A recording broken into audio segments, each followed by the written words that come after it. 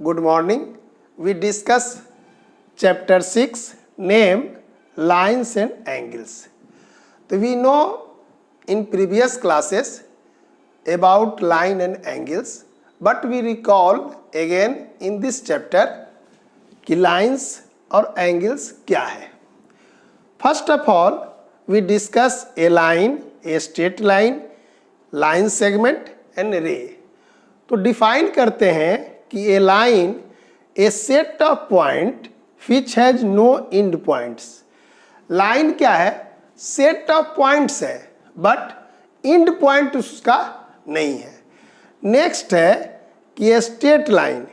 तो a straight line which is not curved or bent.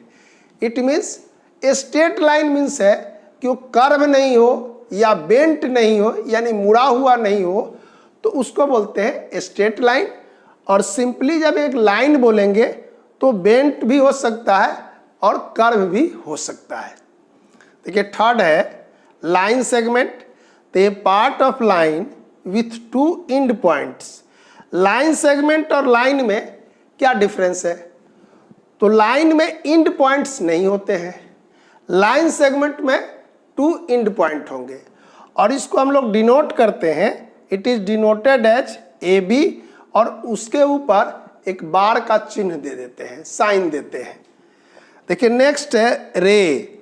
A part of line with one end point. देखिए line segment में दो and point था, रे में क्या है? वन एंड पॉइंट है. और इसको कैसे डिनोट करेंगे? तो ए बी के ऊपर यहाँ पर बार देते थे और यहाँ पर एरो का साइन देते हैं. ओके, तो ये बेसिक चीज है कि लाइन किसको कहते हैं. तो लाइन जो है सेट ऑफ पॉइंट्स है, उसमें कोई एंड पॉइंट नहीं होगा. स्ट्रेट लाइन किसको कहेंगे? तो स्ट्रेट लाइन को सिंपली हम लोग लाइन में यूज करते हैं, लिखते हैं line. It means simply straight line. इसका क्या अर्थ हुआ कि वो लाइन कर्व नहीं हो, बेंट नहीं हो, यानी मुड़ा हुआ नहीं हो, घुमा हुआ नहीं हो, तो उसको कहेंगे स्ट्रेट लाइन. और लाइन सेगमेंट, लाइन के टुकड़ा को कहते हैं line segment. Part of line और दो एंड पॉइंट हो तो लाइन सेगमेंट कहेंगे. तो अभी जो बताए उसको फिगर से समझ सकते हैं कि लाइन को हम इस तरह अगर दिखा रहे हैं तो ये लाइन रिप्रेजेंट कर रहा है, ये स्ट्रेट लाइन, ये लाइन सेगमेंट और ये जो है रे को रिप्रेजेंट कर रहा है. देखिए यहाँ पर लाइन सेगमेंट में टू एंड पॉइंट है, यहाँ पर एक एंड पॉइंट है, यहाँ पर कोई एंड पॉइंट नहीं है, यहाँ भी कोई एंड पॉइंट नहीं है. तो इस तरह जहाँ भी फिगर रहेगा अगर कोई एंड पॉइंट नहीं है तो लाइन होगा, अगर ये बेंट नहीं है या कर्व नहीं है तो इसको स्ट्रेट लाइन कहेंगे. अगर लाइन में दोनों एंड पॉइंट होगा तो लाइन सेगमेंट कहेंगे. एक एंड पॉइंट होगा और इस तरह एक तरफ एंडलेस होगा तो इसको रे कहेंगे. देखिए नेक्स्ट है एंगल. तो an angle is formed when two rays originate from the same end point. It means कि ये कोई पॉइंट है, एक पॉइंट, और यहाँ से इस तरह टू रे ओरिजिनेट होता है, यानी टू रे निकलता है, बनता है, और ये एंड पॉइंट है, मान लीजिए कि ओ है, तो ये एंगल बनेगा.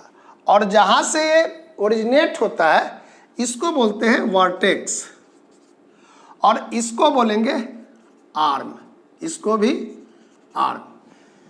ओके, लाइन के केस में कि अगर टू लाइन है और ये लाइन कहीं पर इस पॉइंट पर दो लाइन आके मीट करता है इस तरह, तो देखिए यहाँ भी एंगल बन रहा है और इस पॉइंट को बोलेंगे वर्टेक्स और इसको बोलेंगे आर्म.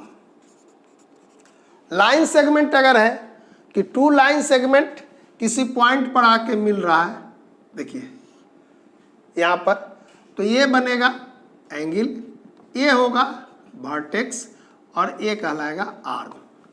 कि किसी पॉइंट पर दो लाइन सेगमेंट आकर मिलता है या दो लाइन आके मिलता है तभी भी एंगल बनता है, या एक पॉइंट से दो रे ओरिजिनेट होता है तभी भी एंगल बनता है।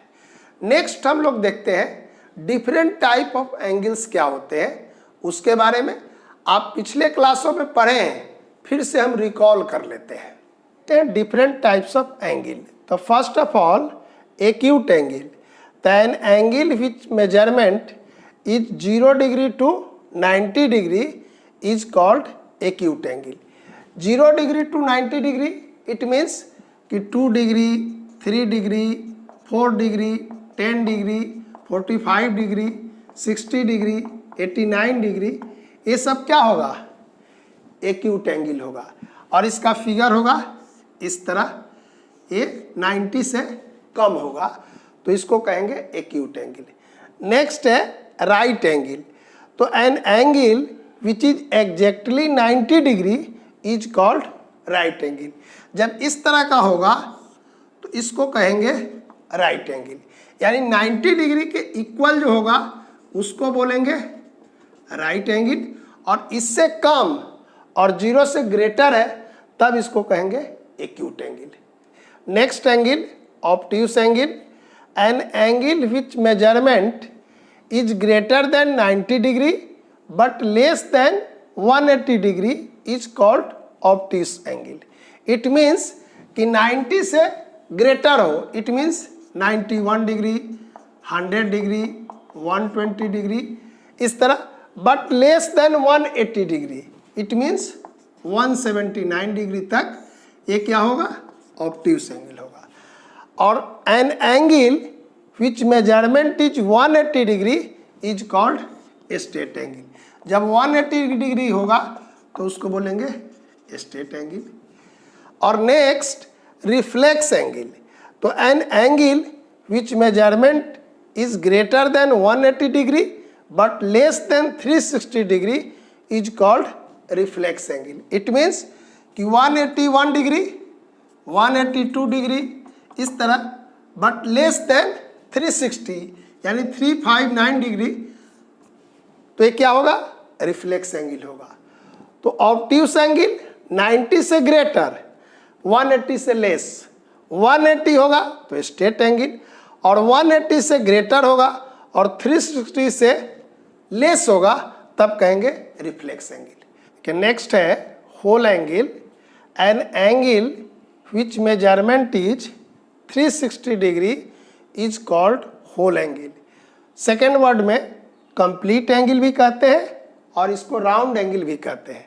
तो देखिए राउंड एंगल से क्या मीन्स है कि पूरा राउंड होता है, जैसे ये पॉइंट है और यहाँ पर इस तरह का एंगल बन रहा है तो इसको कहेंगे 360 एंगल। ओके, देखिए नेक्स्ट है एडजेसेंट एंगल्स।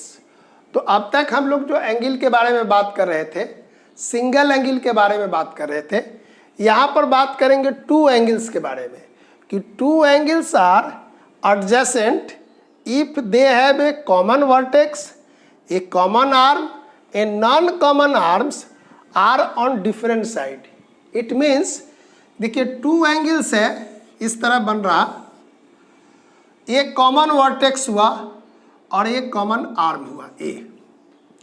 तो दो एंगल हम लिए, टू एंगल, और इस दोनों में कॉमन आर्म ये है, जो नॉन कॉमन आर्म है वो डिफरेंट साइड में है। इट मीन्स कि देखिए इसके एक तरफ ये है, एक तरफ ये है, तो इस तरह का एंगल अगर बनेगा तो कहेंगे कि एडजेसेंट एंगल्स है। यहाँ पर देखिए ए बी सी, तो ये जो एंगल है और ये एंगल है, ये दोनों कहलाएगा एडजेसेंट एंगल। ओके, तो एडजेसेंट एंगल के लिए कंडीशन क्या है कि दोनों एंगल के लिए कॉमन वर्टेक्स हो और कॉमन एक आर्म हो, और जो कॉमन नहीं है वो दोनों डिफरेंट साइड में हो तो उसको कहेंगे एडजेसेंट एंगल्स। तो यहाँ पर हम लोग क्या देखें कि टू एंगल्स में अगर यह कंडीशन होगा तो इसको बोलेंगे एडजेसेंट एंगल्स। इसी तरह कंडीशन डिफरेंट होने पर टू एंगल्स का रिलेशन का अलग अलग नाम है। नेक्स्ट डे बताएंगे linear pair angles and vertically opposite angles. Okay, आज इतना ही रखते हैं। Thank you.